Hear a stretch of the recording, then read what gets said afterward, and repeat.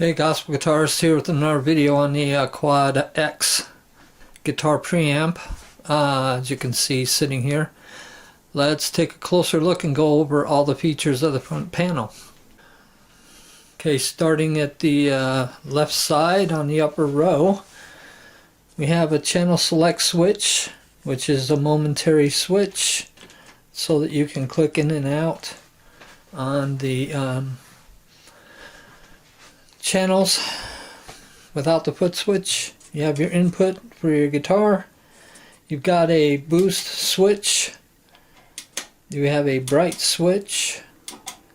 And you have an input level indicator with a 0 and a peak indicator. They go from yellow through green into red. And the boost and brights are available on all the channels. Sliding over now, we have the channel 2 and channel 3 cloaking device, which comes in handy if you're on stage and your lows are interfering with, say, a keyboardist or another guitarist. You can start to turn this up, and what it actually does by turning it up is it takes out the low mids out of this signal, the lows and the low mids, and cleans up your guitar signal so you're not stomping on, say, the low keyboard notes.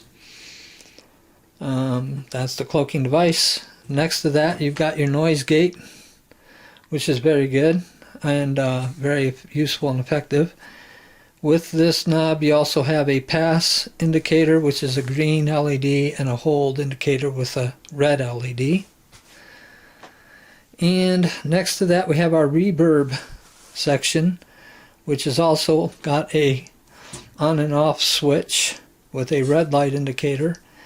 And this will operate the onboard spring reverb unit, which is an Accutronics spring reverb, and they're very good quality.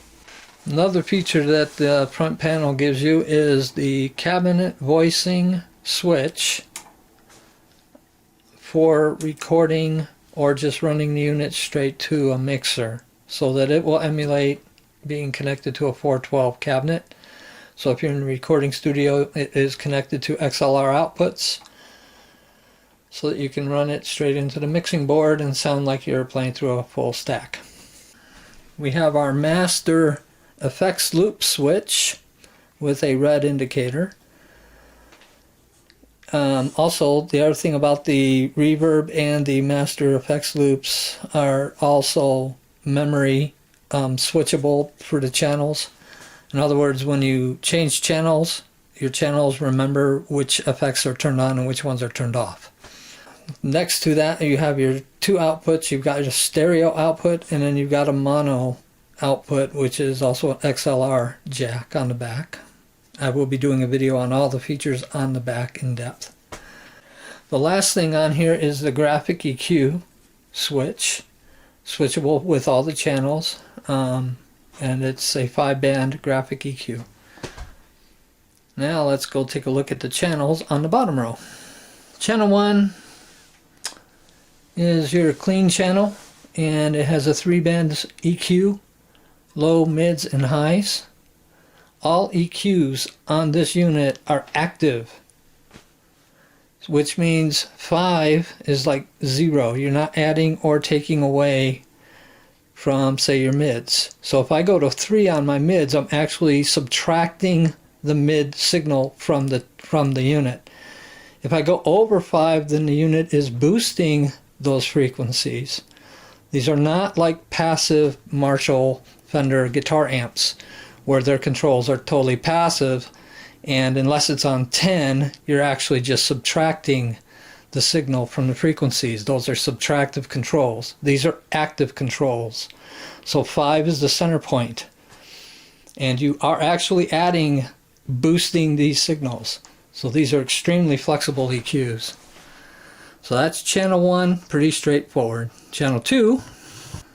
Now channel 2 and 3 are grouped in one group. We have a volume control for channel 2, which is labeled clean. And then you have the channel 3 crunch volume. So the two volumes for channel 2 and 3 are grouped right together. Next over, we've got our overdrive control, and then we got our low and our high control. Now the low and high control here is shared with channels 2 and 3. The overdrive is only applicable to the crunch channel on channel 3. Up here, as I mentioned, we have the cloaking device for channel 2 and 3. So this device works with either one of these channels.